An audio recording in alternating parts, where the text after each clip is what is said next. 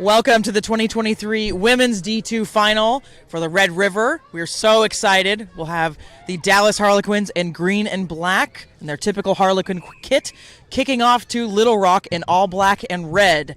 Our match officials for this game in the center, Chris Pugh, and he is assisted by assistant referee Rachel Hill and Thomas McAdam. And these teams got here. Little Rock defeating the San Antonio Riveters, the defending champions, yesterday. And then we'll talk a lot about this, Josh. But we've got the Quins didn't have to play on Saturday. There was a forfeit by the Hark D2 team.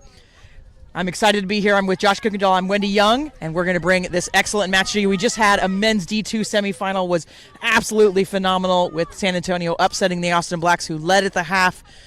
Pivotal red card in that game, turned the tide on that one. But, Josh, what are we expecting for this match today? Well, I'm expecting this to be a very physical match. I've been able to watch a lot of the Quins games so far this season, and they're bringing a lot of power in their runs, and their defense is pretty staunch. But let's see what Little Rock has in store for them as well. They played a great match yesterday. They were really firing all cylinders, so let's hope that they can carry that momentum over and we can have a really great match here. Yeah, and it's interesting the Quins not playing yesterday. You'd almost prefer to play a game, as we've got a big break in the Quins. That's Christina Tomayoso on a big breakaway, but not having a game yesterday, not always an advantage.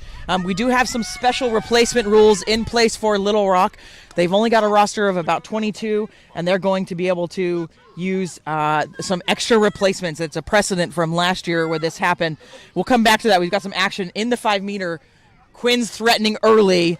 Ball there just at her feet. The fly half not able to carry that through. That's Sydney Bierman dropping that one. So we'll have our first scrum. But a little bit more on those replacements. So last year in Gulf Coast this happened, and we had a team drop at that event, which is a round of 8 event, so a huge event, and you don't want to buy there, but it happened. So unfortunately we have it again this year, so we have precedent for it. And the committee last year decided that, the competitions committee decided that the team that didn't have a game has an unfair advantage, right? They didn't have to play the 80 minutes. They didn't have to use any of their replacements or anything like that. So the team that didn't have a forfeit gets to use an extended bench. So they'll use their normal 8 subs, and then they get to use that 5. So their full range of 28 players, just to try to even the playing field a little bit. Penalty quickly there. Little Rock deemed to have done something wrong in that scrum, so the Quins get this penalty. It's really interesting to see because I feel like Little Rock had like a really dominant scrum yesterday. So let's see if they might have had some lineup changes, maybe some tired legs in there. And there's a try for the Quins. This one touchdown by Chelsea Thompson from the University of Alabama. She's played for 9 years. Just sneaking through on that playground, that ground move from the penalty. Early statement here from the Quins. They were relegated last year from the D1 competition, and so there's a little bit of spite in this side. This year, they want to prove that they belong in D1, and this would put them well on their way back there. Oh, absolutely. They've had a really, really good season. And speaking to the season, these teams do play in the same conference, so they are familiar with each other, both splitting the series, having the home team win each of those competitions. So I'm really excited to see what's going to happen here. This truly is the cream of the crop, as one macho man, Randy Savage, would say. It is an amazing metaphor. Thank you, Josh. And Madison Oman Wilson, she's also played for quite a bit, 10 years, Life University, Atlanta Harlequins, Hartford Harpooners, is going to line up this conversion and see if they can convert this and move that 5 to a 7. Early in this match, only 3.5 minutes gone. And if she does look familiar, I believe she was heavily featured in the Rhino Rugby commercials that aired almost exclusively on the Rugby Network last year while watching MLR games. And that conversion sails wide, so it will stay at 5-0. Early try by the Quins, a couple penalties, able to work their way down the pitch and score on this Little Rock side. But yesterday we saw Little Rock hang quite a few points on their opponent, 54 points. So we are expecting this team to score and score often. So we'll have to see what they do from this restart.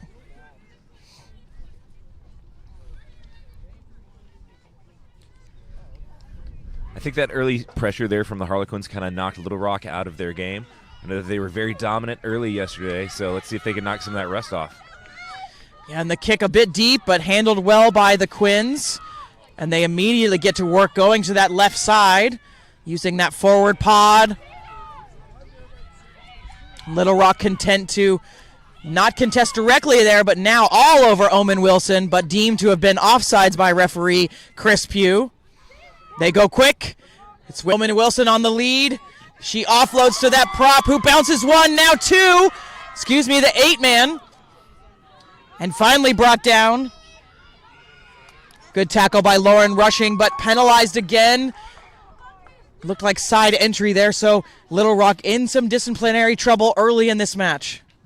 I think that's kind of indicative of Little Rock's their strategy when they go and they play. They're really they try to curate a lot of havoc and contest each of those breakdowns. And you'll notice the number 9, Madison Marquetto, she is all over her opposition number. And the Quins right back at it inside Little Rock territory. That line coming up strong for the Little Rock side, though. This is another good carry by Christina Tomeyoso. She's already had her impact on this match. And then offloading to AJ Kimbrough, who rumbles through a few defenders. Omen Wilson getting this going. Out to the wing. Starsky is brought into touch. So not able to take advantage of that edge, and now Little Rock takes over with a line out. I'm noticing very early on that the Harlequins are using their big power forwards to get some of these runs to collect in a lot of defenders. So I would look for them to try and spin that ball out wide, try to really test this back three that was very, very good yesterday for Little Rock. Ashley, the hooker for Little Rock, putting this ball in. It's just off the top, quick to the hands, and then out to the backs. It's just straight hands for them. Got a little bit of space on the outside with Vestal on the ball now. Longtime Little Rock player, Abby Vestal. 14 years. She's also played for ARPTC in Atlantis. Kansas University as well. But stolen by the Quins, and they're well inside the 22. Looking dangerous, but stolen back again. Vestal on the carry this time. She offloads. Out to the edge. Not much coming there. Quins take over on defense. Penalty again. Kicking the ball out of the receiver's hands. Seen a lot of that this weekend. See a nice embrace there of the competitive nature there between the Quins number 10 and the Little Rock hooker. Looks like they really appreciate that level of competition they're experiencing right now. Hard hits, hard runs, and it's not sarcasm, although based on all the comments I made yesterday, I wouldn't fault you for thinking so. And a huge booming kick from Vestals, and the Quins are going to have to work out of their own, deep inside their own 22, and there's pressure coming. Lots of black jerseys surrounding that green. Able to dance out of that is Brooklyn Abaroa. And another penalty, this time going to Little Rock. Advantageous for them, just holding on to that. Having a little scrum half on scrum half crime there. Wanting that ball and wanting to go quickly was Little Rock. It's Madison Ronquetto trying to go quickly and felt like the Quins player wasn't giving that ball up.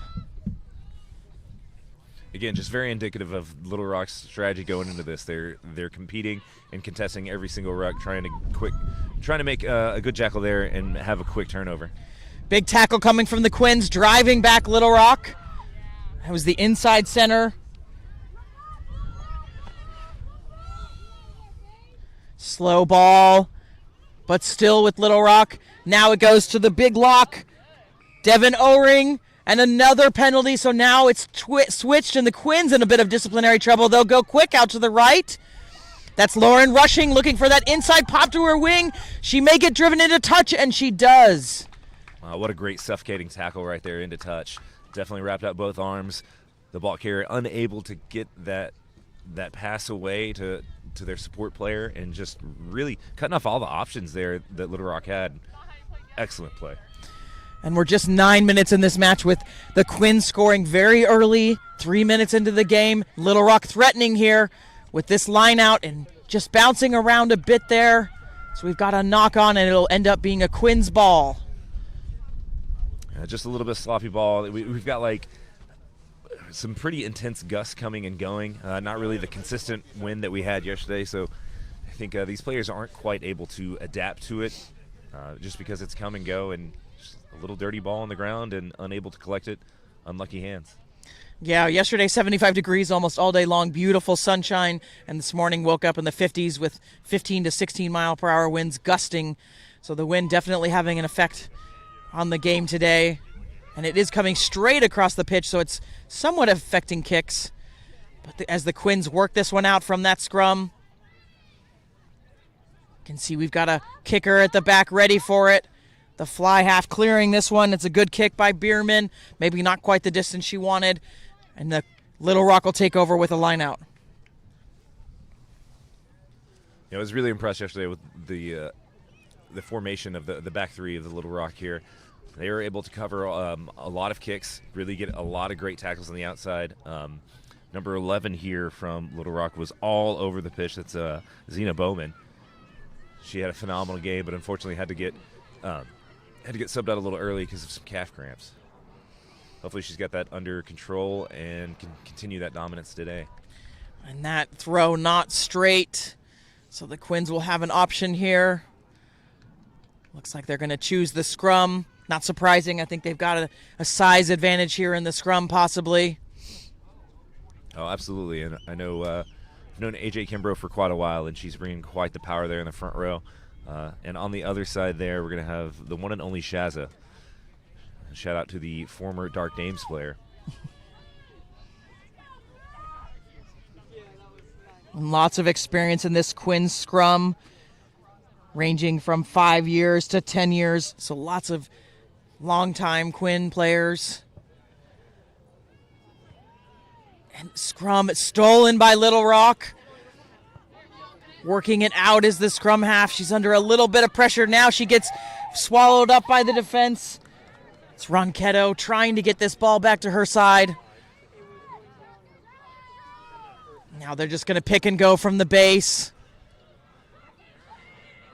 The small shoulder offload to the lock. Scrum half now. Ronquetto is up and back at duty. She'll get it out to the backs, but immediately swallowed. What a tackle that was. You could hear it over here. So Little Rock going backwards in this possession so far. Let's see if Vestal can change that. She's always good for a half break. A little bit tied up, though. We're having to come in and start this maul. Little Rock slow to join, but now coming. And coming down, and it's not going to produce. So now penalty, collapsing the maul is the call.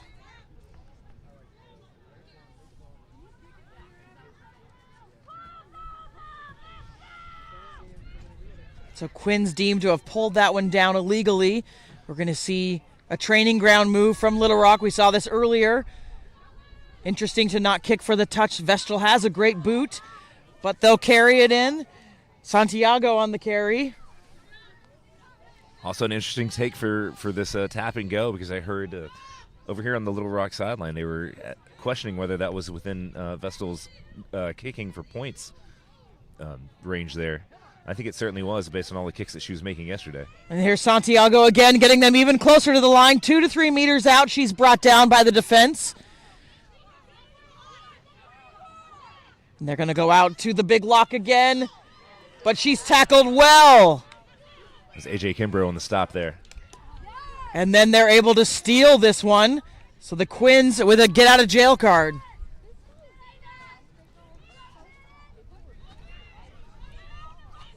Able to cause a quick turnover there. Let's see if the Quins can gain some ground here and get back on the offensive. They've spent quite a bit of time here in their own 22, so hopefully they can flip the field here and apply some more offensive pressure there on Little Rock. Yeah, we saw that early try from them, but they have spent a sustained amount of period of time on defense now. It's tough to play defense over and over, but now they've got an opportunity outside the 22.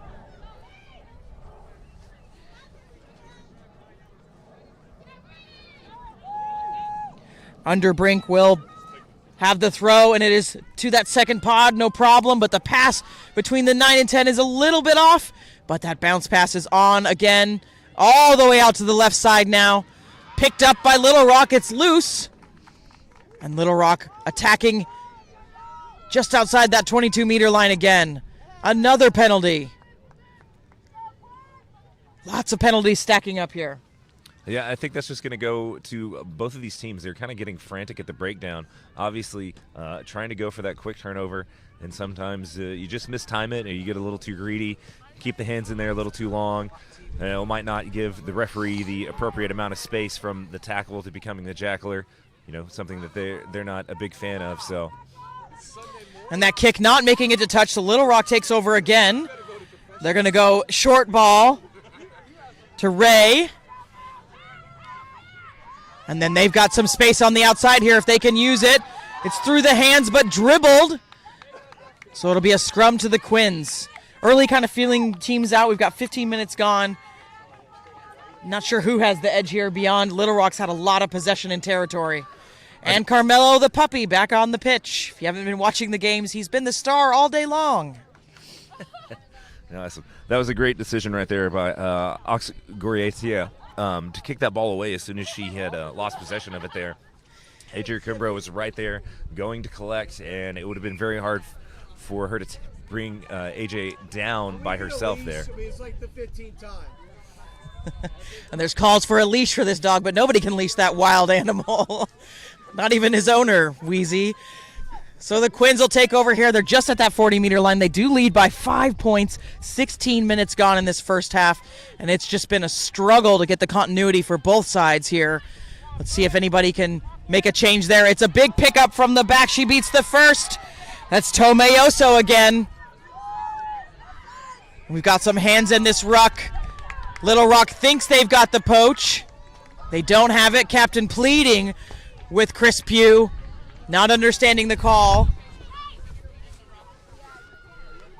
I'd say that was definitely the right call. It was pretty clear over here from the sideline that that penalty occurred just about 20 meters away from us, directly in our line of sight. Clearly some hands in. And so the Quins also haven't been able to make this kick to touch with the wind, so they're going to tap this time. And just begin play again. Little show and go attempt by Amy Martello.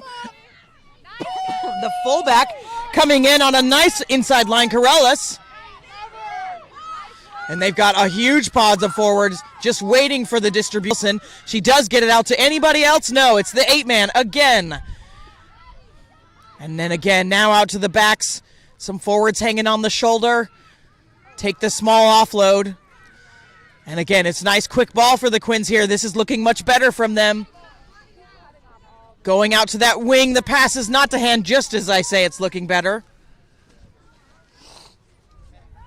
So just on this phase right here, I was noticing it kind of looked like some of the Quins players were not too quick to get back into an attacking shape. They seemed like they were content to just watch the ball go wide. Maybe a little bit of that rust from not having that game yesterday, whereas Little Rock is coming in fine-tuned, already with a win under their belts and in a confident mindset.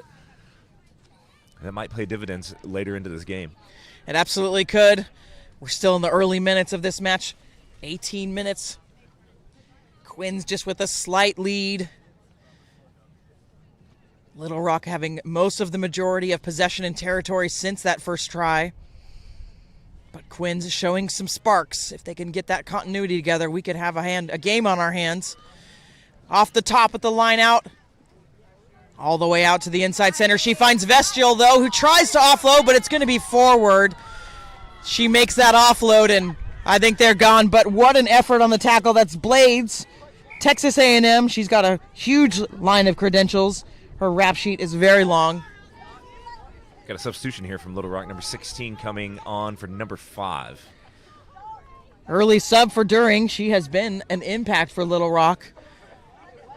She had some blistering hard runs yesterday and already a couple going this morning.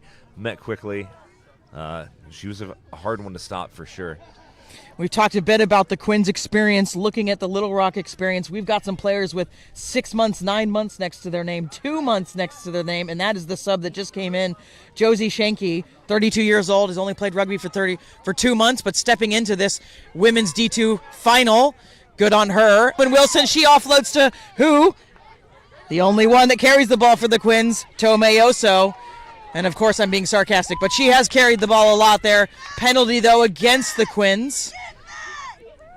This could be not releasing that ball after that tackle. Again, just trying to slow down that relentless defense from the Little Rock Stormers. They try to muddy the ball up at any chance that they can at the breakdown. We've got Vessel coming to kick for touch. Again, on that slight knock-on she had just a couple phases ago that caused the turnover, I think that was just a slight timing issue.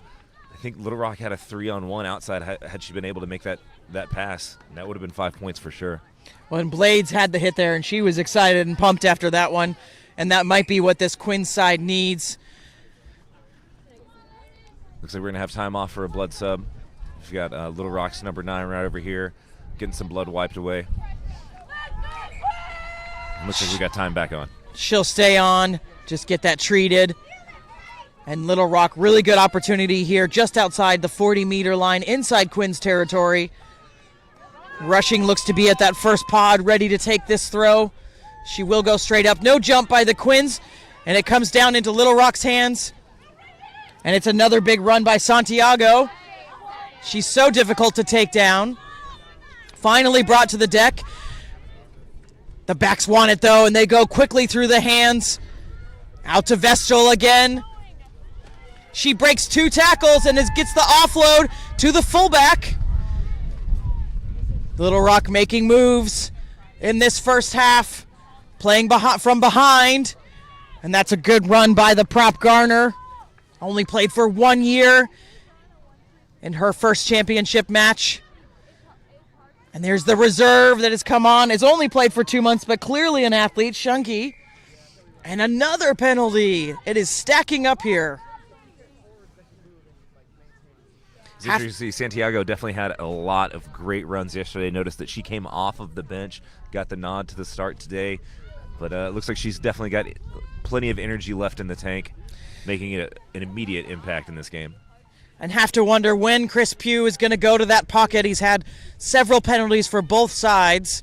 We're looking at repeated infringements possibly. But a big break here by the fullback of the Quins, Destiny Corrales. Gaining some big yards for the women in green. And then now it's out to the pods hanging off that fly half. And she has a big fed. Tomoyoso again. And now looking for a kick, able to put this one up. But straight out this one, it's going to come back. Just overcooked that one, just a hair. Just a touch. And again, like both of these defenses are putting so much pressure. The line speed is incredible thus far. We're only 20 minutes gone. Looks like we're going to forego the hydration breaks from yesterday. It's cold. Well, it is cold, but I thought that it had been said that once you start, you don't go back. Oh, on the that's, day. That's just on the day. That's on the day, okay. yeah. So when the weather changes, yeah. Mm-hmm. I'm going to say that I was clarifying that for the viewers, not for myself. We all learn. So Little Rock, we were just here a few moments ago. See if this throw can go better for them this time. And it does. Rushing, able to tap that one down into her scrum half's hands. And it's into Santiago's hands again with another blistering run by her, that leg drive. She's still going. Now it's a ball, so Quins need to keep this up if they can. Goes to deck finally. And the backs are calling for it from Little Rock, seeing something in front of them. It's the fullback again, Yoder. And initially going backwards, Little Rock on that attack, but now gaining some ground. There's a big break by the wing on the outside. And Little Rock deep into Quins territory again. Vestral taking a short ball.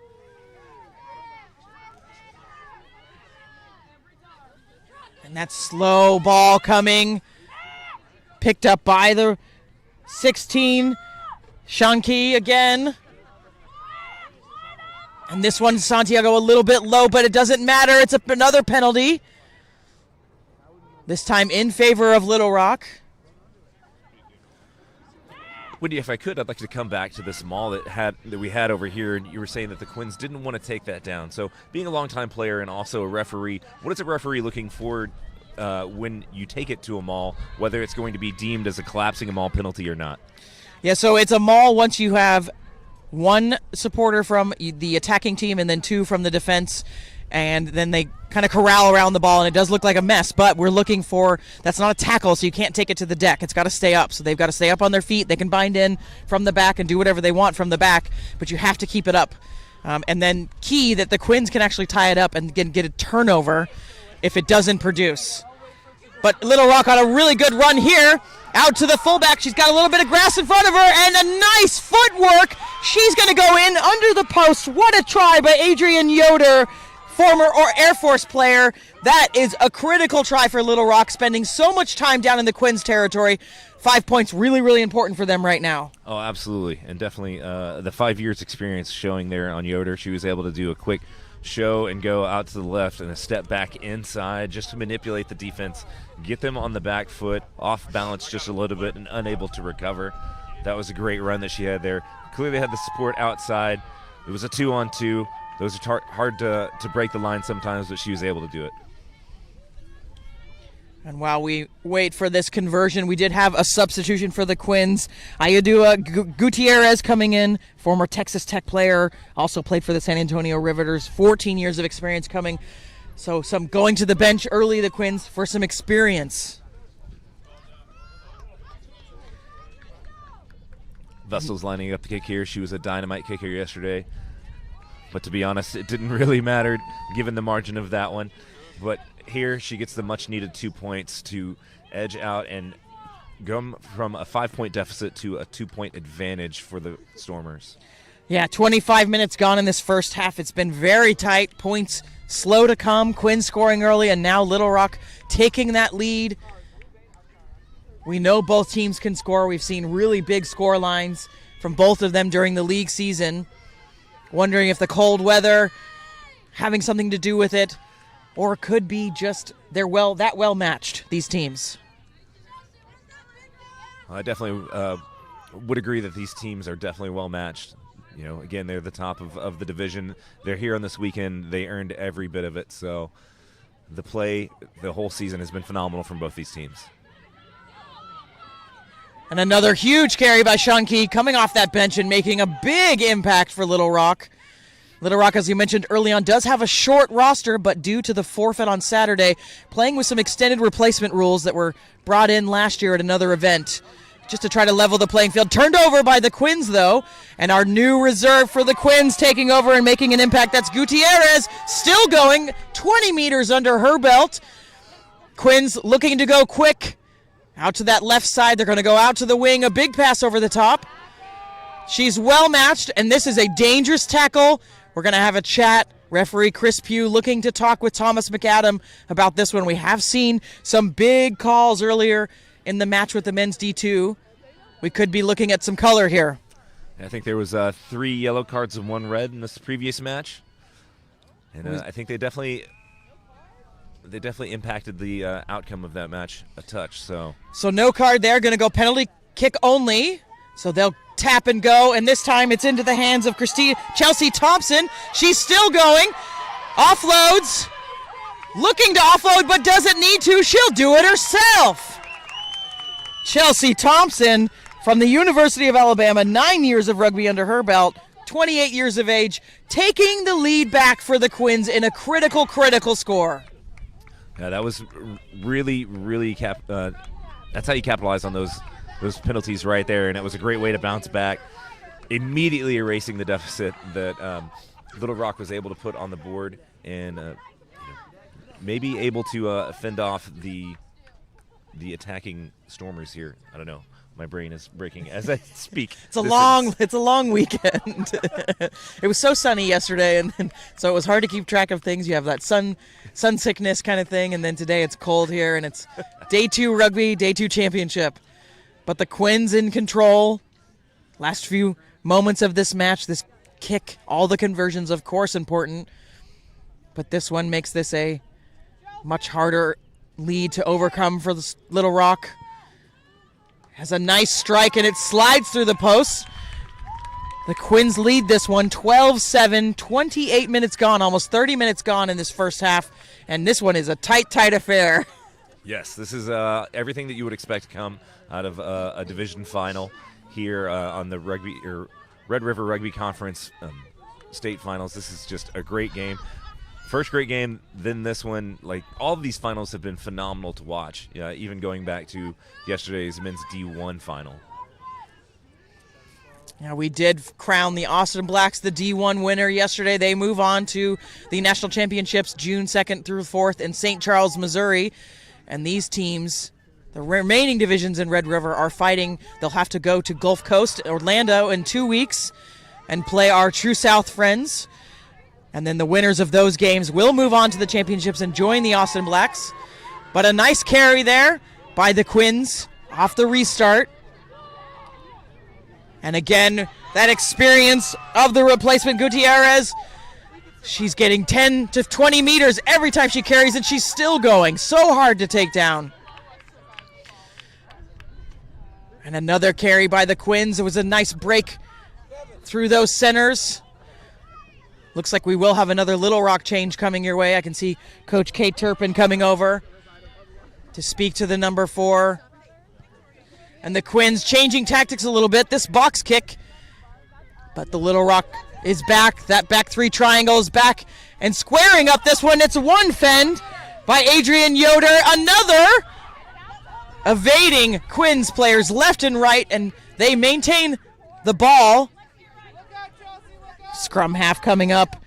Ronquetto remaining this attack, keeping the attack going, but driven backwards. That's a beautiful tackle by Kimbrough. And now Little Rock's going to go out to the edge. Interestingly, we're mostly seeing hands from this Little Rock side. Not seeing a lot of fanciness in that back line. The plan does seem to be to get it to Vestal. An advantage being played now to Little Rock. Santiago on the carry. She's taken down this time. Didn't get too far. But a quick whistle. We may have an injury on our hand. Santiago down and grimacing. 31 minutes gone. The tension in this match. Quins leading 12-7 over Little Rock. It's really just a testament to the defense that both these teams are playing. Not a lot of meters gained. It's a lot of very contested rucks, a lot of very contested runs as well, hard tackles. These ladies are able to really get in the offensive line space there and clog up all of the passing lanes. And really a lot of the big gains have come just from missed tackles, a couple of broken tackles, and a couple of really grinding runs. So just phenomenal rugby being played so far. Hopefully Santiago is able to get up and continue this competition. And we do have that Little Rock substitution coming on. Ashley Komar, 4 years of experience at 36 years of age. So both teams going to their benches early, trying to get some of those replacements on. Santiago looks like his shoulder is receiving some attention. See if she'll be able to continue.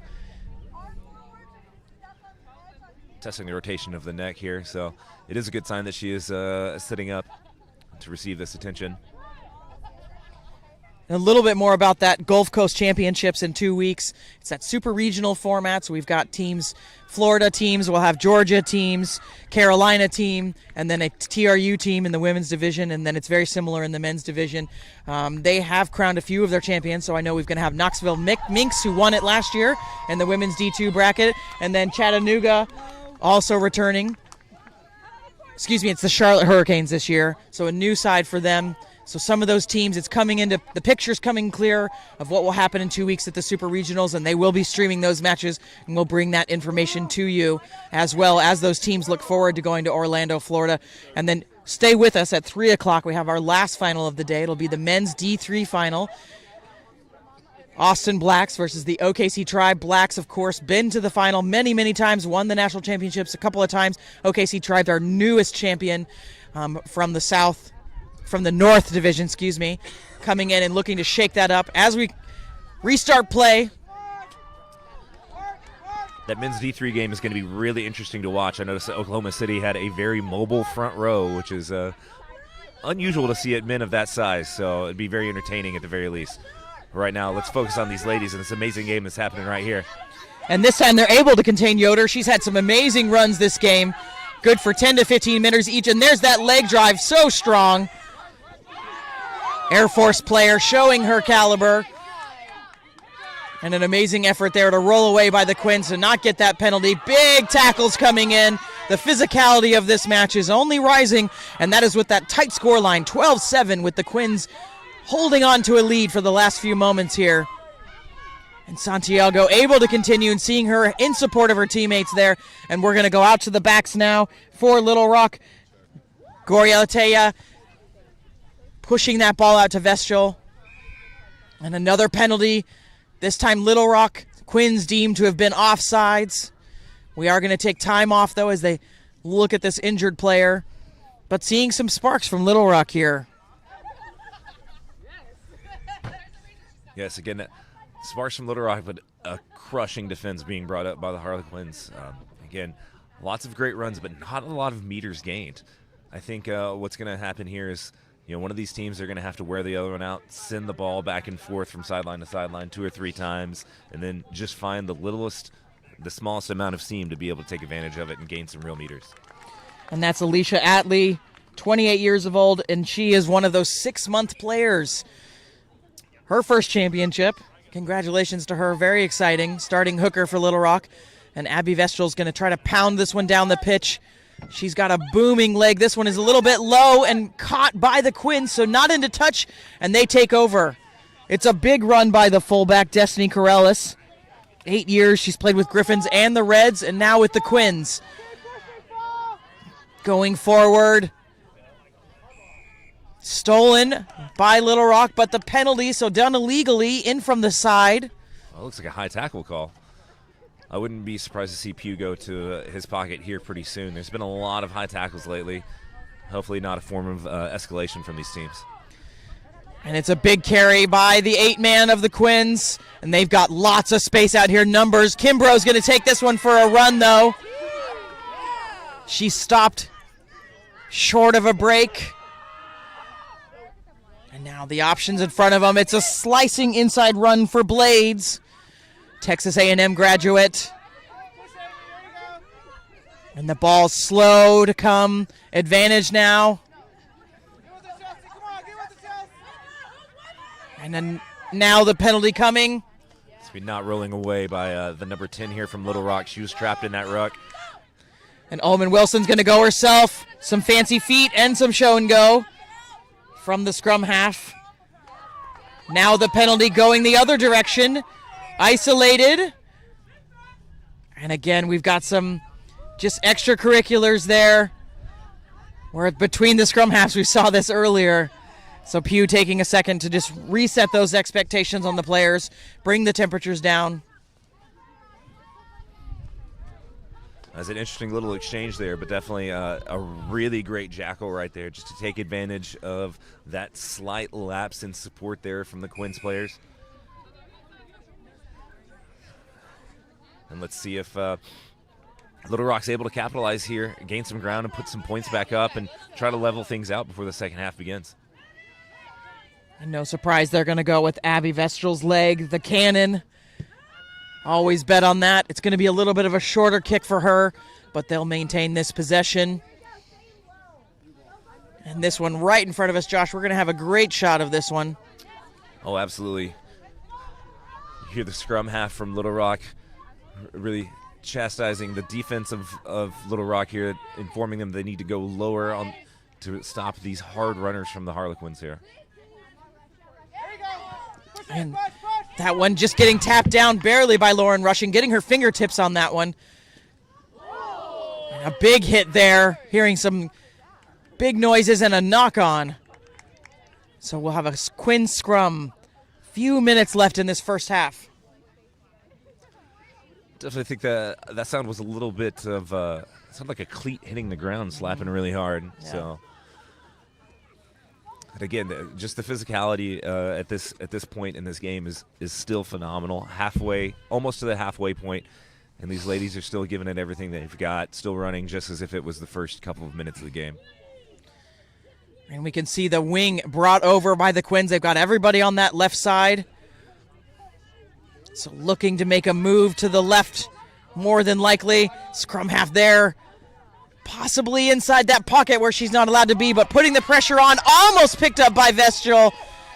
but just a little bit of a knock on there on that loose ball. Double knock on, ends up in Little Rock's hands again. So as being both a long-time scrum half and a referee, how do you feel about the 9-on-9 action here happening at the back of the scrum? I know it was very, very pivotal in the decision yesterday's match that Marquetto here just all over the San Antonio scrum half. You know, it's a circa 2000 when I played. The pocket didn't exist. The pocket does exist, and I don't think she is outside the pocket. I think she is in it. She's inside the referee's pocket also, I think. Doing a very good job because she looks about 5'3", so there is no way she should be as close as she is. Disrupting again, though.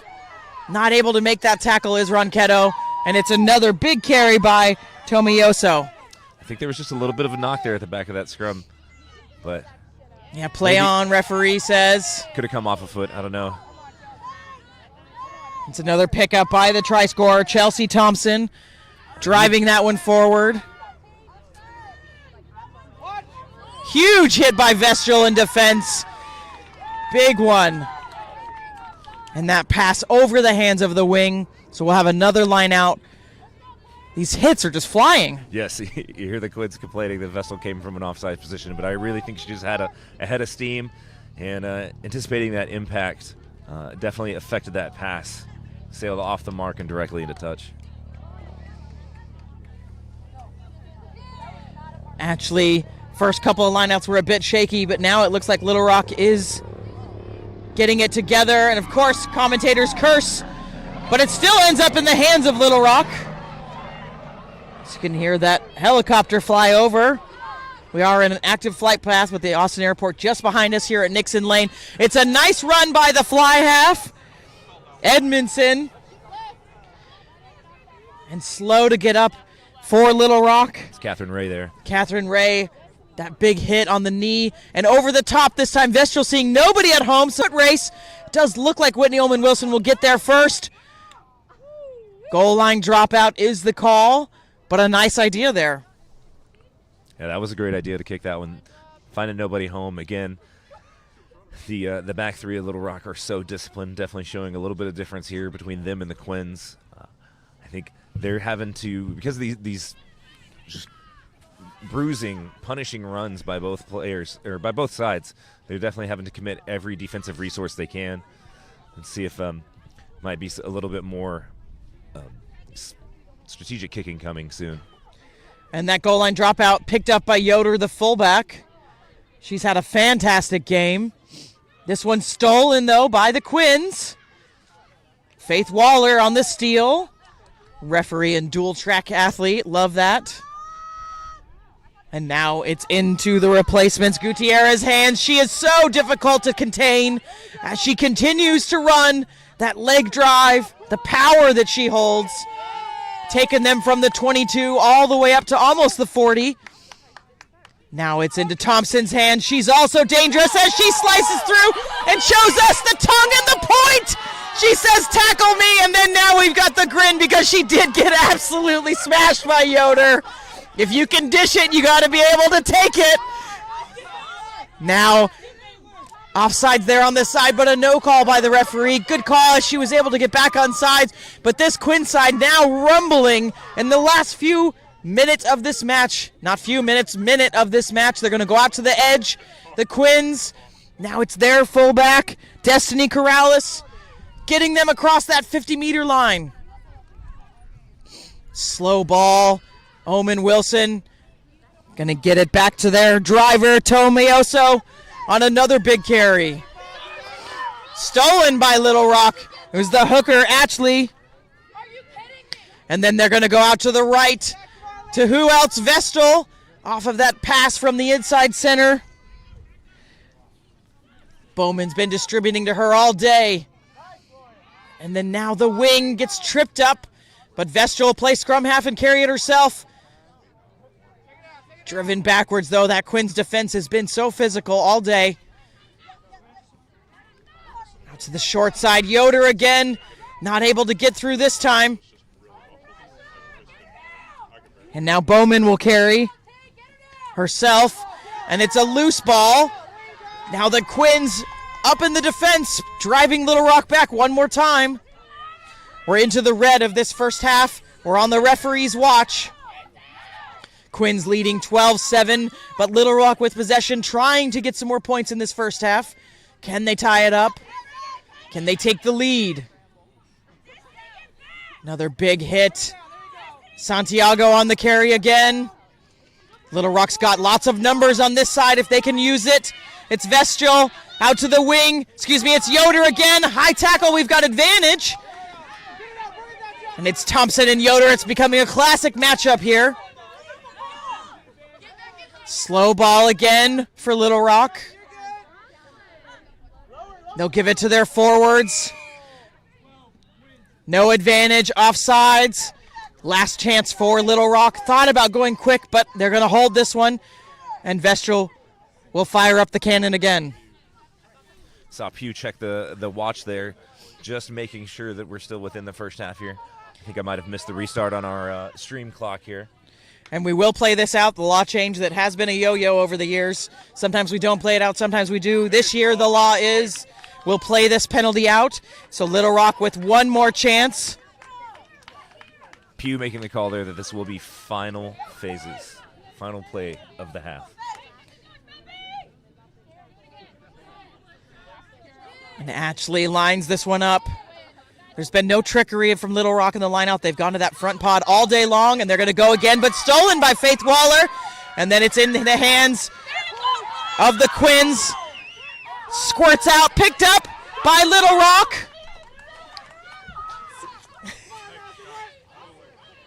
And again, they go to the attack, Little Rock. And it's another big run. That's Shanky there, 16. By Shanky. Nessie at the ruck there, but they're able to get it out. They've got space on the outside. This time they skip Vestal. Bowman, big tackle coming in, though. I think that skip pass was unintentional. There was a bit of interference coming from the line speed of the Quins. And we're going to go to halftime. Quins leading this tense affair. Early points, but it's been a stalemate in this last 20 of the first half. Quins leading 12-7. We're going to step aside. We'll be back for the second half. You're not going to want to miss this. Who will be the new D2 Women's Champion of the Red River Conference?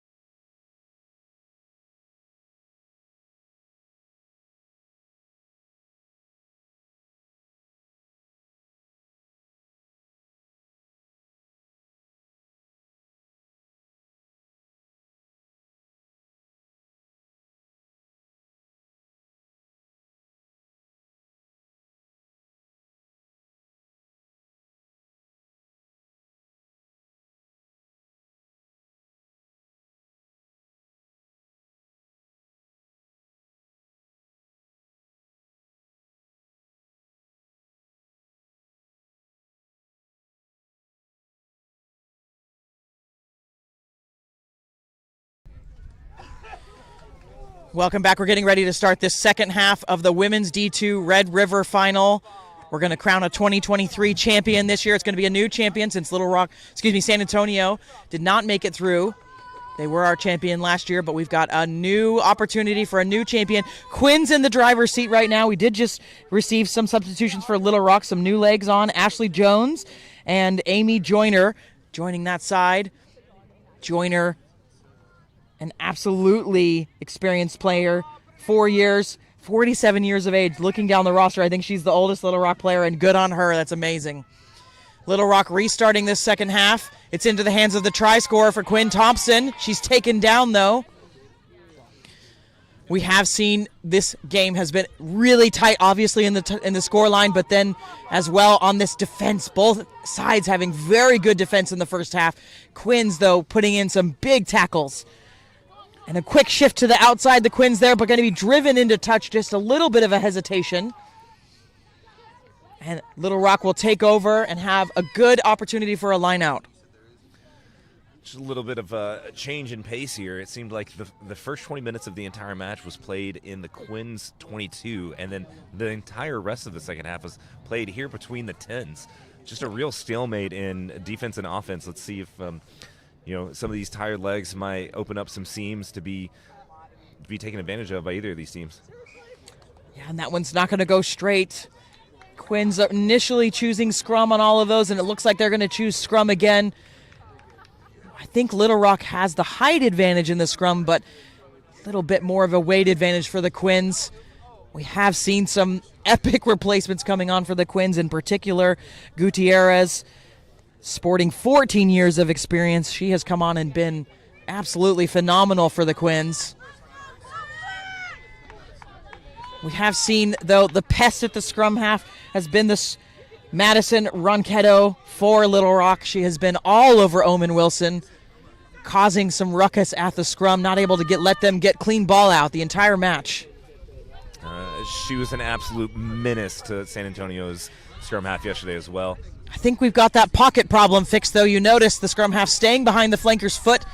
So now Quins with clean ball, get it all the way out to the edge, and this is looking really dangerous. The fullback, Corrales, still going, finally brought down, and all the way over the line into Little Rock territory now.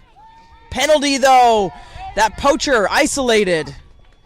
And they're going to want to go quick. They do. The scrum half, Ronquetto. There is a lazy runner, though. Going to go to the penalty, though, for not 10. I like that call. I think that's the right one. Yeah, that was really unfortunate there just to have such a great run and then not have any of your support players there to get there in time to stop that jackal attempt from the Little Rock. And really, again, maybe some of these tired legs might be starting to show themselves in this second half. Perfect. Nice kick there by Vestral. We saw her use that big leg of hers, the cannon, getting them that territory and getting them inside of Quins. Spots again. This line out has been a bit tricky for Little Rock today. It is windy, but I think the throw, they're just going to that front pod, so easy to defend this. So we'll see if they've made a switch at halftime. I do see rushing still in that first spot, but again the Quins disrupt. It's into the hands of Omen Wilson. She'll take it herself. And we can hear that 9-in call, so they're going to pick this one from the base and use those forwards. It's picked up from the back by Fisher. Doesn't get too far. Hails from Tulane University, Hartford Harpooners, and also played for the Phoenix Rugby. Now it's stolen by Little Rock. But dropped forward. Gonna have a scrum to the Quins. A little bit of a stop-start we're having here in this first few minutes of the second half. That was a really interesting turnover right there. It seemed like the tackle was made clearly and almost a rut completely formed as the ball carrier was going to place the ball back, but didn't do so with inside the gate. And number 9, Madison Ronquetto, in there, able to steal that again, and then she was immediately tackled. And a little sloppy ball there. No one able to collect it, and we'll have a scrum. And we did see a little bit in the first half. The Quins were able to get a little bit of a shove on. Nothing dominant by any means, but able to control their ball at the back of the scrum there. And referee Chris Pugh just resetting this scrum, going through his checklist, making sure we've got stability, same height, all 6 shoulders in the front row out, and everybody driving straight.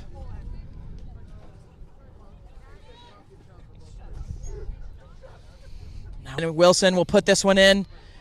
Big strike there from Little Rock, but it just out of reach of the hooker, so it'll stay with the Quins. They're going to go weak out to the right side. That wing, she has been very active. Natalie Noanek, very active on that side for the Quins. And then now it's into the super replacement. Gutierrez again on the carry. And Little Rock trying to poach there, but it stays with the Quins. Now into Gutierrez's hands again, but she can't hold on to it. So we'll have another scrum. Some miscues, mishandles. I think that the defensive pressure is starting to get to both of these teams. You're seeing some unsure passes, some missed times, and just unable to collect some of these balls that aren't being cleanly passed out. So, again, just the staggering defense, both of these teams. The line speed is incredible. The level of competition, again, it seems like we're going to be at a stalemate in between these two 10-meter lines for a little while here. Yeah, we're, like you said, Josh, mostly staying in these 10-meter lines. Every once in a while we'll get down to those 22s, but then not able to take advantage of that time down there. And again, a reset here. At the expense of maybe sounding like a broken record, like both these teams are just competing at every single breakdown to try to get that turnover, and it's doing a lot of damage there within the 22. When a team is knocking on the door about to score those points, the other team is able to cause a turnover and kick it away. Yeah, and we mentioned at the top of the game the Quins were a D1 side and been relegated, and they have a point to prove here, but this is a very well-matched game.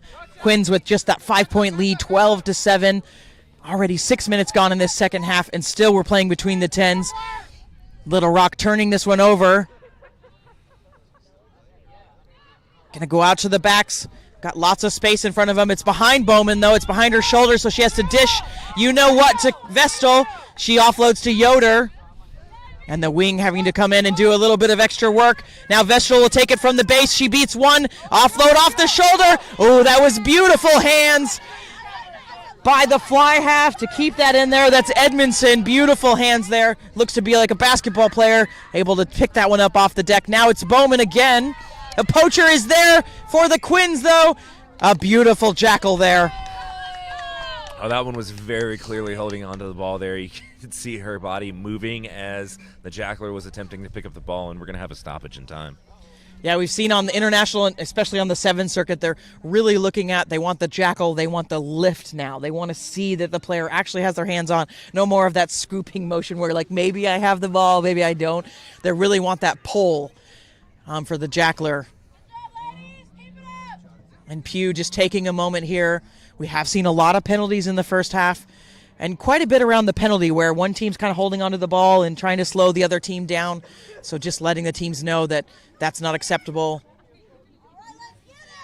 I wouldn't be surprised to see Pugh go to the card here in the second half with one of those penalties if it is egregious. Yeah, we could be in that repeated penalty territory, but Omen Wilson's going to restart this one. Nice movement between the forwards. It's into Gutierrez's hand. She's so difficult to tackle, but finally is taken down. Now the penalty going the other direction. It's going to be ball carrier holding on to the ball there. Again, just relentless attempts at the jackal from both of these teams. They really make that picture tough for the referee, and I'm not making a judgment on Chris Pugh or anything like that. I'm just saying when teams are going wild at the breakdown, it does make it very difficult for the referee. But Santiago on a good carry there. Out to Bowman. It's through the hands. A little bit of a knock there. Trying to pick that one up. But that pressure coming from the Quins. They're in their face every time they try to touch the ball. You definitely see the frustration here on Vessel's face as she was coming towards the sideline here right in front of us. Just barely unable to collect that ball. On another substitution for Little Rock, they do have that extended replacement due to the forfeit on Saturday, so they are able to use all of their replacements, but then that full 13 is going to be available to them as well. So they'll use their full roster, so we may be starting to see some of that coming in. But Bryn Hardman, 5 months of experience, another new player, her first championship match coming on at wing, so she's going to get a taste of this tense match. Omen Wilson with the feed for the Quins. It's another stable scrum. No pressure there. Oh. And knocked on. Tough one. Again, just every single chance to cause any type of disruption with the timing in this, and just the nerves that constant defensive pressure is causing on each of these players is very, very apparent when we've still got just 32 minutes left in this competition. And Madison Ronquetto, that scrum half, that pest, again, possibly in front of that ball. Was she on sides there? Breathing down Omen Wilson's neck. Look at the depth here at this scrum. Little Rock just so low. Really challenging the Quins to meet them at that level. Maybe that's why they've been able to get this slight push and the slight edge on the scrums in this second half so far. Could be, as we see Little Rock using that forward pod, screaming around that scrum. And this time using them again with the super replacements. That's Amy Joyner, her first carry of the match in that pink scrum cap. Content with slow ball, Little Rock. You can hear them saying, it's okay, we can get set up. And now contesting that scrum is Gutierrez, so slower ball for Ronquetto. She's able to get it out, though, to Bowman. And now it's a pick! This one is to be the fullback, but what a tackle! The ankle tap to possibly save a try. Now the Quins will get back to work, though. There is space on the outside if they can get organized. Little Rock slow on the defense. They're going to go to that weak side, though. It's tipped by Abby Vestral. She did this yesterday. She ran one in yesterday. This time she dances around one, but Chelsea Thompson is there to slow her down. Now Little Rock going to work. Back and forth, these teams. Two almost cherry picks. Well, they are cherry picks. Almost scores off a cherry pick, so pick sixes almost here as we see another big carry by Joyner. Another long-time player, 4 years, 47 years of age. I just want to compliment her being a young 40 myself. I can't imagine being out there anymore. This one going out to Bowman. There is space out here. Vestral seeing it, gets it to Yoder. She's been quick this entire match. She does the dummy herself. There's nobody in front of her. She's going to run this one in. All she has to do is touch this one in and down onto the post. That is her second as Little Rock ties this one up. 51 minutes gone in this match. It's been a long time since we've had points. Little Rock coming out quick. The kick again will be absolutely critical as Abby Vestral will stare this one down. She was good for the first. Couldn't make the second one. This one is critical, though. That was a really impressive run right there. You see the Little Rock ball carrier with the 2-on-1 on the outside, just able to really manipulate the number 14, Ali Nohanek, there from the Quins, and letting her know that she had to defend the space of two possible ball carriers there. Drifted just a touch outside. Little Rock ball carrier able to step back inside and really take advantage of that overcorrection there, and able to take it in all the way by herself, even though she had ample support on either side. And we're seeing a substitution here. Chelsea Thompson coming off has had a fantastic match. Wonder about that substitution. She has been really critical for them and has been the heart of the side, you can tell, but always good to get fresh legs on.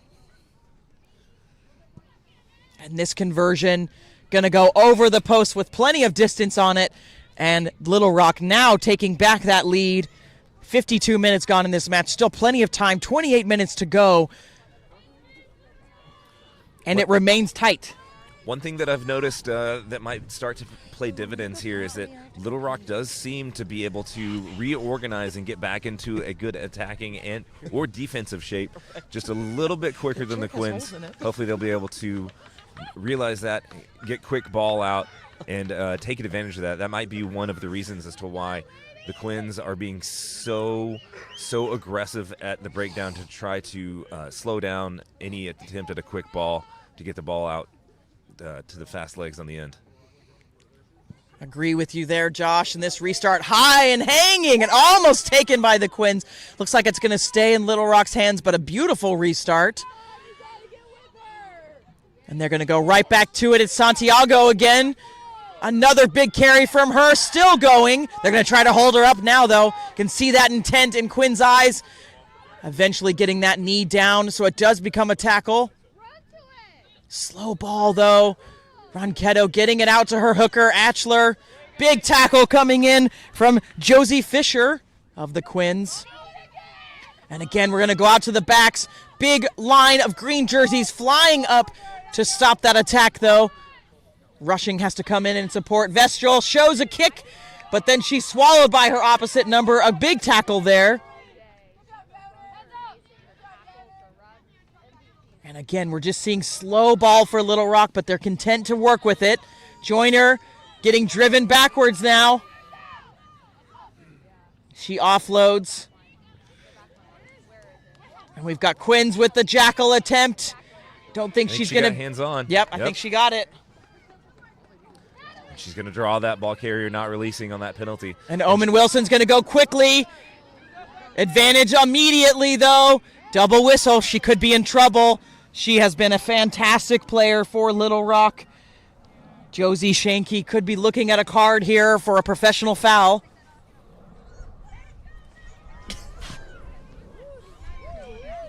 And some discussion, and it is shown it's yellow. So a one-player advantage for the Quins as Shanky has to come sit down for 10 minutes. A big moment in this match. Oh, absolutely, but she was not 10, and as opposed to actively retreating, what might get you a little bit of leniency, she just went directly in for the tackle. Potentially saving a try there, but we'll see if that remains to be a choice that was worth it. Yep, and they're already within that 5. It's that big carry by Tomioso. Again, she's done so much for this Quinn side this game already. And then now it's slow to come out. Offsides is the call. The Omen's going to go quick again, though. Dribbles that one, and she is going to be very unhappy with that as she knocks it on. That was a try in front of her. Looks like we're going to have time off for... Go ahead. Nubia Machado is coming in. Took me a second to read that one there, but I am very confident with that pronunciation. Making a substitution here for Little Rock. So the Little Rock not out of this yet. They're going to have this 5-meter scrum. We've seen Quinn starting to get a little bit of a shove on in this second half. We've been talking about that they may have the slight weight advantage. Let's see what they can do with it here. That may be a 8-person on 7-person scrum here. I would look for the Quins to maybe try to push this one over. That's a good call there, Josh. She is a lock, the yellow card recipient, so it does look like they've chosen to keep all their backs. Oh, and it's stolen. Ronquetto. I think Ronquetto might have it. I think she's tied up, though. That flanker able to get her off really quickly. And it's not moving, so I think we are going to see this turned over. Let's see who it ends up with.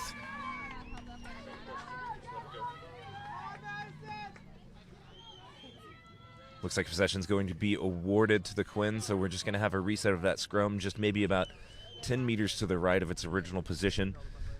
That was just a monumental steal against the tight head there on Little Rock. Knew that they were up against the ropes and able to just ice in the veins, get that ball back. Weren't able to do anything with it, but able to stave off 5 points for the time being. And this is a big possession for the Quins. Points have been very difficult to come in this game. Look for them to give a push on this scrum. And then we've got to keep our eye on Ronquetto. She's been all over the scrum half. There she is at the flanker position. She's legal this time, so they pick it off the back. Tomioso on a big carry, getting them oh so close, but the penalty coming. An elbow is the call, and now we'll have a double whistle with a chat. Some foul play, potentially. You know, I've noticed that as tensions begin to grow, as this game becomes more and more competitive, you know, sometimes a couple of the tackles start to move a little bit high. Anyone's looking for that little bit of competitive edge. Probably not a malicious move there, but, you know, just fighting for those extra meters. You might accidentally catch an elbow there, but again, player safety, such a premium in this game on this weekend. So good to stop and have a chat. So, try to nip this in the bud here from Chris Pugh. Yep. So at this level of competition, it's very important for him to, you know, rein this in, try to keep the game as close or not as close, but as fair and competitive and clean as possible. So that is a yellow card And this is a big one. It's for Christina Tomioso. She has been just wild for this Quinn side. So we're back to 14 apiece on the players. So no advantage anymore for anybody. But Little Rock will have their yellow card back sooner than the Quins player as well. But Little Rock able to move this out. It's number 8. Yeah, it was a red. Just about 5 minutes red remaining on that yellow card. So, excuse me, the Quins card was a red. We couldn't quite see the color over here, so that elbow, that foul play. So the Quins will play down a player for the rest of the match. Almost 22 minutes left, so we have seen quite a bit of red cards this weekend, but they're all for that dangerous head contact. Most of them have been. Yesterday, one of them was for a shoulder charge, trying to get that out of the game. And the earlier red card today was for a shoulder charge with head contact, so very good that across all of these different referee crews, consistent calls, very consistent level of competition. That's the kind of excellence that we expect at this high-level state championship weekend here. Absolutely, and the players, they're working to come to a championship, and so are the referees. As a former referee myself, I mean, this is the top what you can do at the TRU, and then you, of course, would love to go on to the other levels, but this is the top they can do, and I love seeing that consistency across the board from that crew. Going to work this one out, Little Rock. They showed for a kick, but then now running it out is Bowman. Ooh, it's loose, but she's able to hold on to it. They're just at that 22-meter line. There is a bit of space. Now Vestal will use the boot. This one might be a little overcooked, though. And it's going to go straight into touch, but it's all right because she's behind that 22-meter. So they clear the lines for this one. And just to go back to this emphasis here on player safety, it's really important. You don't want to see any type of dangerous play at any level of the game, but especially not at this level. Everyone's got to go back to work on Monday, and we just want to keep everybody safe here and able to come back and keep playing this game for years to come. Kevin, they want to sub. They would like to sub. Looks like we've got a substitution coming in here for Little Rock. This one, Faith Waller, the jumper, is able to get this one. Omen Wilson gets it on the bounce, and then it's out to the backs. But a bounce pass, this one just out of her hands, couldn't quite hold on to that one.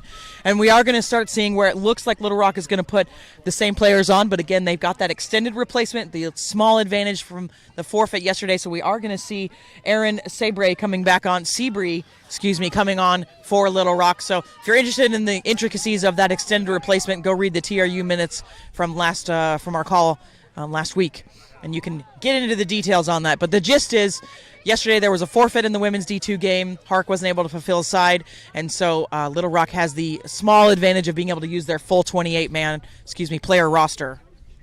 And just for a quick clarification, you're able to be subbed out and subbed back in once due to this extended roster? It's if they use all of their planned subs, so they only have 22 players, so they use their 7 planned subs, then they can start to do a bit of on and off. So It's not hockey completely, right? But a big break here by Yoder. She's able to get through. She scored 2 tries today and is looking for her third. She's got some chasers, but she's going to get another one under the post. What a fantastic hat trick that is. Line break right between, able to catch a quick seam, catch somebody off balance there, able to establish that. She got a really great fend on the second defender and then just had too much of a step for the final 3, either of the wings or the fullback to catch up and make that stop there. And as we wait for Abby Vestal to try for this conversion, we can see in the end goals we've got Blacks warming up on one end and OKC Tribe for our men's D3 final coming up at 3 o'clock. Stay with us at the end of this match because we'll also do the trophy presentation for the winner of this game. But Abby slices that one through, extending the lead, 21-12. Again, Quins leading at the half, but Little Rock coming on strong in this second half, scoring 2 unanswered tries. And I'm just curious how much of the sports psychology there might come into it, that the Little Rock's already coming in with a lot of confidence, having won yesterday, despite being a little beaten up, a little bruised and sore from having a competition yesterday, whereas this is the first game of the weekend for the Harlequins, so maybe they're able to reach that next gear here in the last 20 minutes and see if they can respond with some points of their own. And just getting a text from Donna Thomas, longtime Little Rock supporter and coach and president of that league. I've been saying Xana Bowman as the inside center. It's Ox Goriatoya. So apologize for that. Happy to correct. Just give us a shout. Big take by the Quins on that restart, all the way inside the 22. Most of this game has been inside the 10s, except for this last 5 minutes or so. And seeing some of these replacements coming in for Quins. Lola Hia on the carry there, wearing number 19. And now Kimbrough, a big run from her. She's still going. Big leg drive. Lots of black shirts in the line of defense, though. They're able to stop this attack a little bit. It finally gets into the hands of Blades. She's brought down, and Omen Wilson's going to take it to the other direction now. Into the tall Locks hands, that's Fisher. And as we've been seeing this whole match, very contested at the breakdowns. They're looking to steal this ball at every opportunity, but what a fend there by Kimbrough. She eventually offloads. Now it's into the fullback's hands, but she's well tackled. Quins lining this one back up. They do get the penalty, and we can see that this yellow card for Little Rock getting ready to come back on, so they will have that advantage in just a moment. Just to comment quickly here on the Little Rock defense, although they have been absolutely frantic at the breakdown, they were very calm and able to keep the width of the field, not bunch up in the center, and allow for too much of an advantage on the outside there for the Wings to really take advantage of. And they're going to tap with this, and it's Gutierrez through the middle. She's been so big this whole game, but finally taken down. We did have another replacement coming on, and there she is with the ball in hand. This is Natalie Rome, only 1 year under her belt, but already looking like a veteran. She gets them even closer. They're at the 5. They're going to go slow ball here. Forwards moving in. Now it's a Cowboy out to Gutierrez again. She gets through the first tackler, but then now driven back. Good defense by Little Rock. A pick from the base. Gets them even closer. A score here for the Quins would be really important with this scoreline of 21-12, bringing it even closer. We are 14 on 14 as the yellow card for Little Rock is over here, ready to come in, but cannot come in until dead ball. Now it's into the inside center's hands. It's a double tackle by Little Rock. Now a third gets involved. Short is the call from the referee. They try again. Now they're going with the hooker. Underbrink trying to push this one over. She's pushed back. Now it sounds like we may have an injury as the trainers are flooding on. Time off for the referee. We'll see if we can give you an indication. It does look like it's a Quins player that is down. What a wild last 5 minutes we've had, Josh. That looks like the hooker, Underbrink there. Might have twisted an ankle there in that contact. Just really blistering play right here. And just to speak to the discipline of the Little Rock defense right here, literally backed up to their own goal line, but able to make some smothering tackles there, committing 2 players to each tackle. And I would look for them to become even more aggressive, trying for the jackal and the turnover as things get desperate right here in their own 5 meters. And we're going to have water on this, maybe an extended break. Just seeing that for Little Rock, Lauren Clawwitter, 1 year of experience, 29 years of age. She has been all over the field wearing that number 14 jersey. She is back on in perhaps a pivotal move by Little Rock, and we can see now a Quins replacement coming in for Underbrink. So that is going to be Brandy Stigler coming in, 46 years of age, just 1 year younger than the 47-year-old Amy Joyner on Little Rock's side. Some women coming in. She's got 15 years of experience, New Mexico State University, Dallas Diablos. She has played in the Western Rugby Conference in 1999. That's before I started playing rugby. I started in 2001. Good on her. Wow. She played longer than I even have played rugby. That's quite a while. So many evolutions of the game since that time. Yes. I remember when I started playing in 2006, and I heard the opposing team from the sideline saying that their defenders were not raking hard enough. Oh, gosh. Quite a change in the last 20 years. When I moved to Austin in 2006 to play with the Austin Valkyries, and the raking was just leaving. Yes. And that was when your teammates would rake you at practice. And Yes. I was like, why would you rake your own teammates? It's horrible. Yeah, I think raking, if you don't know, is when you would take your cleats across the body of the person on the ground to help them move out of the way, to motivate them. Encouragement, yes, in the best sense of the word. But yeah, I think 2006, 2007 was the last year that was legal. And that's why the toe cleat on rugby boots was illegal for the longest time, which I think now is just kind of overlooked. Oh, Josh, we're showing our age. Back when I played, it was snowing. Yes, uphill both ways, both sides. So Underbrink will come off. She's had a fantastic match at that hooker position, just leading that scrum. And then now we will go forward because it was an injury. There wasn't a penalty or anything like that, so it's going to be a Quins scrum. And in this match, 21-12, 65 minutes gone. The Quins have got to score, and this is a very good chance for them. Again, as a longtime pack player, I'm really looking for a drive-over try right here. It would be really great to see. But again, just the discipline of this Little Rock team, the shoulder level in these scrums is going to be really hard to push around, despite how much power and size the Quins have. Here comes that push. They're going to pick it out of the back, though, I think. Nope, keeping it in now. They pick it out of the back, and it's the replacement, as we did have the red card to the starting 8 person. Now those replacements for the Quins going to work. They were driving before the injury and were very close to scoring. Now diving for that line, short again. Omen Wilson's going to go out to the left. There's a bit of space. It's into the hands of Blades. She's been detrimental at that outside center position. Again, they're short. Stacking up the phases, though. They're going to go with the forwards again. It's Kimbrough. She's going to barrel ever closer. Short again. Now they're going to go out to, it was a fake to Gutierrez. It's the scoot. Omen Wilson was looking to offload to the backs, but not quite knowing what the play was. They're now back about 6 or 7 meters. And Omen Wilson, their scrum half is in, so they're going to go to the ground and pound. We do have Little Rock in there. They've been contesting every breakdown this entire match. This one is being held up a bit, now goes to deck. Little Rock trying to poach. Stays with the Quins, though. And now it's from the base. It's into Gutierrez's hands. She gets him a little bit closer. They're just outside that right post. And this is time-consuming work and exhausting. 67 minutes. Now they go out to the back.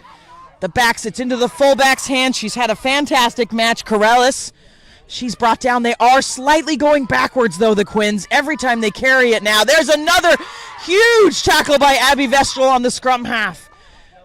And we've got a whistle, a penalty. The Quins are going to go quick. Getting them closer. And another whistle, maybe not taken from the mark. I'm not sure here. They are going to have a chat about this. I know that was some really impressive defense there. And again, maybe the all-star of this game so far, Santiago was able to track Owen Wilson as she was running towards the right over here by the goal line, trying to find just the slightest seam. Caught one of the Little Rock defenders overcommitting, tried to cut back left, and was smashed by Santiago. Almost able to get back up and get the poach there. They go for the tap. Omen keeps it herself. Omen Wilson just with a little bit of a dummy, trying for some trickery. The penalty for not wrapping. Just a penalty, though. So the Quins getting back to this phase. They've been down here for minutes. The phases have been stacking up. They've got to score here. The clock is winding down. The pressure could not be more immense in this women's D2 final. We will crown a new champion in under 8 minutes. And at this point, it is a toss-up. Kimbrough on the carry. And again, they just work from the base, content to use their forwards. A little bit of a scoot there, trying to squeeze this one over. Chris Pugh very active in the line. And the try is given. The Quins have scored at the 68th minute, 12 minutes to go. They needed that. How does this change the game, Josh? Oh, this changes the game immensely. I was just looking over at the score here, and I thought that Little Rock wouldn't be too much in trouble if they were able to give away this score. But unfortunately, that is definitely within the range and angle for this kick for the conversion, which will bring us up to only a 3-point game, which is, just a mistimed penalty and a kick away from sending us into overtime if we get to that point. And obviously, Little Rock's going to kick back to a very energized and enthusiastic Quinn side that are looking to find the goal line again. We've been talking all match how important these conversion goals are, and Omen Wilson lines this one up. And it's good. Critical moment for them. As Josh said, that makes this a 3-point game. So any score and it's a tie, and then somebody has to dig out the tiebreaker rules. They've been updated this year. And Chris has to buy beer. The referee. Any tie ends in some beer buying. For legal ages, of course. For legal ages, of course. Is this one of the unwritten referee laws? It is. It's, a little camaraderie. If you've got a draw, then you get to buy everybody beers on the team. And I'm going to count myself as part of the team, even though I'm not anymore. Well, that sounds fair. So just when... it was almost determined by conversion kicks the first match of the day. Right. So at this point, all the finals are really coming down to just these little try to create a turnover and put some more points to the board on for themselves. And that restart just 10 meters, but knocked on by the Quins. We have seen some miscues early in the second half. It seemed like the teams had kind of wrapped it up a little bit, but that pressure just building out there. Usually in a time like this, you would expect a team that's just got a 3-point lead to be content to slow the ball down, not try anything tricky. But I think given just the temperament and the discipline of this Little Rock team, they might try to go out wide, get Vessel in between the posts one more time, and really put this game away here in the last 10 minutes. And it's out to Vestal, the skip over the top. She looks for the offload. It's not there. Drops it, but I think it's going to be backwards, so they're going to play on. It's Yoder, that fullback who has been so good for Little Rock today. And they're going to go quick again. It's into Santiago's hands. She beats one, fends another one, and then finally brought down. Good tackle there. Ronquetto back at that scrum half position, having to work to get this one out. But Little Rock very often happy to play from that slow ball. And that's a good carry by Seabury. Stolen almost by the Quins, but not deemed illegally. Side entry is the call. Ronquetto looking to go quick. We saw a yellow card for this earlier. Will the standard hold? So before they had even tapped it, hitting the player without the ball. So an interesting situation here. Yeah, that looked like it was just a little bit of too much nerves going on there, trying to act on the ball very quickly, trying to take advantage, try to gain some easy meters before the Quins are able to retreat that 10 meters. But I think the scrum half got just a little caught up on the ruck that was still formed, just trying to take that ball a touch too quickly. And we do have a couple of players down. It's a long weekend. Quins, of course, only playing their first match this weekend. Little Rock, this is their second match. So just receiving a bit of attention in the waning minutes of this match. We've got about 9 minutes left till we crown a new champion of our women's D2 division. And the closeness of this match has been the story of the day. Very close at the half. The Quins leading, but Little Rock coming and scoring 2 quick tries to take the lead. And remember, stick with us. We've got a men's D3 final between OKC Tribe newcomers and Austin Blacks after this. And that, of course, will be on our YouTube channel. And it is warming up. I feel some sunshine here at Nixon Lane. Of course, our hosts, the Austin Huns and the Austin Valkyries, have done a fantastic job this weekend.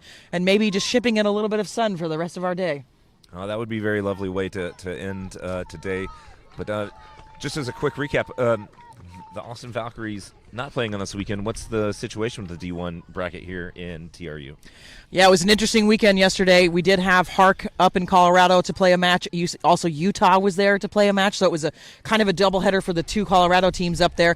Snowed out, unfortunately, so that is going to the Red River Committee to decide what to do with those games. But right now, Hark currently in the lead for women's D1. And has a pretty good lead, if I remember the standings board. But we're under action again. Little Rock with the penalty. They're inside, just outside the 22-meter line, and they're going to go to their backs. They've been dynamite for them today. But that Quins defense has been the story of this second half. They've had to play defense a lot. And a penalty not rolling away. They're going to go quick. Ronquetto, swallowed again. Seeing that again, it's actually the same player. It's Josie Fisher again hitting the scrum half. Definitely not back 10. Don't know if we have advantage for this. An interesting development there. We saw a yellow card for it earlier in the match, but now we're in the corner, and maybe it doesn't matter as Abby Vestal touches down in the corner, and Little Rock extends their lead again. We are having a chat though. Rachel Hill, AR, coming over, checking to see if it was a try after all. And it is ruled a try as Little Rock extending their lead 26-19. Quins fading a bit in this second half, having led in the first 40. Yeah, that was an interesting call there by referee Chris Pugh there. He definitely had his arm up there to signal advantage for that not 10 meters, but, it seemed like Little Rock was not they're not fazed by that and able to still punch that in for another 5 points to extend that lead. And just now realizing as I was adding to the scoreboard here, definitely did my math wrong. Called this a 3-point game about 10 minutes ago. Oh, and I followed your lead. Clearly, too. I followed your lead like a blind mouse. It's the dumb leading the blind at this point. It happens. I did an MLR game last week and said it's an 8-point game, and it was a 7-point game. So, and that was really critical because it meant 2 bonus points instead of 1. So we all make mistakes, and it's okay. Maybe it was all those years that we talked about playing a full contact sport. Yeah, right. The head injuries. A couple hard collisions here and there. And Vestal scoring the try, now attempts the conversion from that sideline, and it's going to fall short. We've got about 6 minutes left in this match. I'm not going to even try to do the math, 26-19. Little Rock with the lead, I know that. It's not 6 and it's not 8. Okay, it's 7. Yay. I double-checked mentally twice before Did you I use said that. And use that calculator? Yes. That phone thing we have? Absolutely. All right, so a 7-point match here. A converted try ties. You got to score again, though. We could still be talking about a draw. We know the Quins can score, winning most of their matches by a large differential in the league matches this season. Omen Wilson will get this restart underway. Just the mental energy here, you can see it in the body position by both teams. Little Rock very confident right now to have the ball in hand. Absolutely. Just saw Omen Wilson just take that big breath before she kicked that one. It did go right into the hands of Shunky. Yellow card recipient, but just been absolutely dynamite for Little Rock. Now it's a big carry by the prop Garner. And that wind gusting again. We've had that wind all day today, where yesterday it was beautiful 75 degrees. Today it's in the 50s. We're all bundled up. And a penalty coming. Side entry again. That one honestly could have been a try saver. As I was looking up, Little Rock definitely had the numbers advantage out to the right. Had they tried to spread the ball wide quickly, I think they definitely would have had the edge. And we can see Quins, I think their last sub checking in, Carmen Vasquez, 30 years old, 4 years. She's played with the Dallas Reds, Hartford Harpooners, and Rugby. But Little Rock now into time management, using that clock, 4 minutes left. And, of course, the referee has the official time, so ours is unofficial. But Little Rock in command here, and a nice run by the wing, Clawitter. We do have another Quins player down. I think it's the fly half for them. It's going to go to the prop again. Garner on the carry. Only 1 year of experience for the 29-year-old. Going to go short ball to Yoder. She's been dynamite today. Now it's out to the wing. Clawitter. Yoder calling for it again off her shoulder. She beats 1, 2. Now she is finally hug tackled down to the deck. And there the backs are calling for it. They're frothing at the mouth. They've got lots of space out there. The wing pulled up, but carried into the middle by that inside center. That's Ox on the carry, gaining some ground. And now calling for it on the right, but it goes left to Garner again. It's a double tackle, and it's going to be a dangerous one at that, so it's another penalty. Double whistle. Could the Quins be in trouble again? That was Brooklyn Habaroa that was over here for the Quins that was getting some attention from the medical staff. Looks like we're going to have some time off, but it looked like maybe she took maybe like a finger to the eye or something, just a quick little check out there. But she was found to be all right, rejoining play now. Just want to go back and and comment here on the runs there by Clawwitter. She had 2, did the same exact move back to back, established the edge, got these tired Quins defenders to overcommit, and then cut back inside, able to gain about 10 more meters each time and run back in the direction of her supporting players to secure that ball. Just really smart move there by Clawwitter. And we've got 2 Quins ready to check in. Allison Roper getting ready to come in, as long as Carmen Vasquez. And, of course, they can't come in on this penalty. And we are seeing Gutierrez is now receiving a bit of attention. And they may switch this sub depending on what happens to Gutierrez. But 3 minutes remaining in this match, a lead by Little Rock. They've been to the semifinal many, many times. They've been longtime members of the TRU, but they've never been to the final that I can recall. Feel free to correct me. Looks like Gutierrez will continue, so we'll get these 2 replacements on at the next dead ball. 3 minutes left in this match. They're going to go left with it to Santiago. McPhail. And the Quins deciding not to ruck here, letting Little Rock have it. It's going to go into the hooker's hands. Ashley, she is smashed, though. A big tackle by Gutierrez. Out to the left again. Ox, Vestal, show and go from her. Still going. Nice leg drive. And Little Rock in no hurry as they walk this clock down. Now a penalty again. Discipline being an issue for the Quins. Can't blame them, Josh. They want to get the ball, right? They're going to do anything they can in this last 2 minutes to get the ball. Absolutely. And at a point like this, maybe flirting with that line between aggressive play and penalty, just right there at the breakdown. If it's the difference between going on to play St. Louis and going home to Dallas, it's a big difference, and it might be worth the gamble. And now this penalty switching. It's into the Quins' hands. They're going to try to go quick. The center really wanted to go quick there. Martello, 10 years of experience for her in Chicago, North Shore, University of Illinois at Chicago. She wanted to go quick. She saw some green grass in front of her. The Quins are going to need to score and convert to be able to send this to extra time here. So let's see what they try to do here in the final 90 seconds or so. And it's Omen Wilson with that dummy again. She's brought down, though, did gain about 10 meters. And then out to the backs. New replacement on the carry. That's Rome. Slow ball as the clock ticks down. 1 minute unofficially. Of course, the referee has the watch. And those replacements, it's into the hands of Blades. The support slow, so Omen Wilson, that scrum half, has to try to come in, but Vestal gets the poach. And again, we've got some chatter, so we're going to go another 10. Can't speak to the referee like that. Vestal again really embellishing and lifting the body on that poach to show that the Quins player was not releasing that ball. And of course, Ranqueto slow to restart play here. And that tackle, she's being driven backwards. 15 seconds unofficial. We may go into the red here. Little Rock just taking a little bit of time. Vestal with the show and go. She gets through one. Fancy footwork, but brought down. That blade of grass may have something to do with that.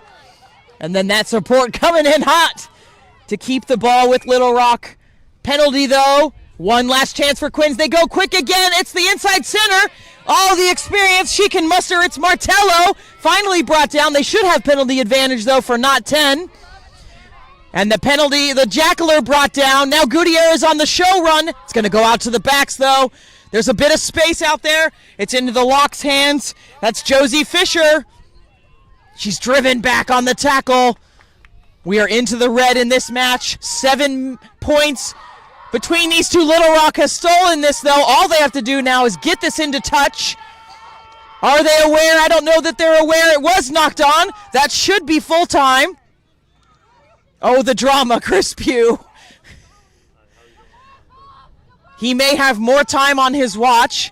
He checks it. He does have time. Will scrum. 40 seconds remaining. This is the last chance for the Quins. 40 seconds to go. 80 minutes we've had today. They'll have to score from their own territory and it would have to be converted. Big Scrum, Little Rock! Sorry. Obviously, lots of encouragement coming from both sides of this for how pivotal of a scrum this is. Either team, if they can get it out cleanly to their backs, have so much green grass to play with right here. Might be able to make it an interesting game or put the nail in the coffin. And we know they can do it as Fisher picks it up out of the back. We saw them score early, the Quins. And they are dangerous. They've got forwards that can run, and their backs are fast. Another penalty, though. Little Rock is going to march back 10. Omen Wilson's going to go quick. Not 10 again. We've seen this. It's been a trend. Maybe not adjudicated accurately by the referee. Typically that is an automatic yellow card. We saw one in the first half, so very interesting that we're not seeing that here, that consistency, when we were just saying the consistency around dangerous play has been phenomenal this whole tournament. They'll tap and go again. We've seen that the entire match. It's the Quins mojo. They're tied up here. This is another way Little Rock could end it, is they could have a maul and just wind it down. There it is. There's the maul. There's the final whistle, and Little Rock has done it. Their first championship ever, winning this one 26-19. The Quins had it in the first half, but Little Rock able to outlast them, having to have played 2 games this tournament, winning yesterday over the defending champions and now taking this one home. Josh, what are your key moments from this game? I think the key moments are going to be some of these cards that came out and really affected these teams' ability to protect the edge. You know, again, in the center of the field, we had a stalemate there for quite a while, and just some of these big, long breakaways could have been created by just a little seam, by having a little extra space to defend here on the defensive lines. And again, the Little Rock team was just able to recycle and get into a very competitive attacking shape quickly. The discipline there was incredible, and then obviously it wasn't so much of a factor in the last 20 minutes here of this match, but just the competition at the breakdown and all the jackling definitely slowed a lot of this play down and kept this from being just an absolute shootout in the 50s. Stick with us. We have the men's D3 final coming up, but of course we'll have a trophy presentation to Little Rock here, and I loved seeing longtime Little Rock players, Laura Cabrera, and, she's been a coach, but Kate Turpin walking over arm in arm, disbelief, loving this victory for their side. They've been alongside TRU team. Congratulations to them. Stay with us. We'll go off the mic for a bit, then we'll be back to present this trophy to Little Rock.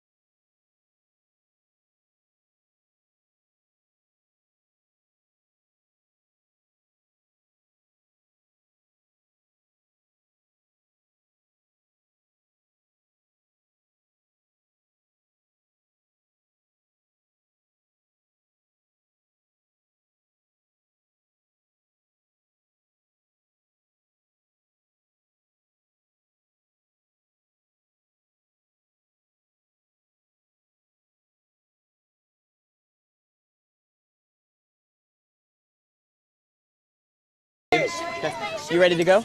I am, yeah. We've got a few more players coming up. You're live now.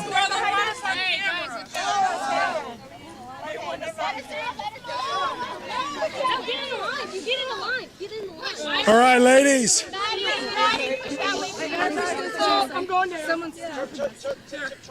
Ladies, it is my honor to present you with the 2023 Red River Women's Division II Championship Trophy. Congratulations. Go get them in Orlando. Well done.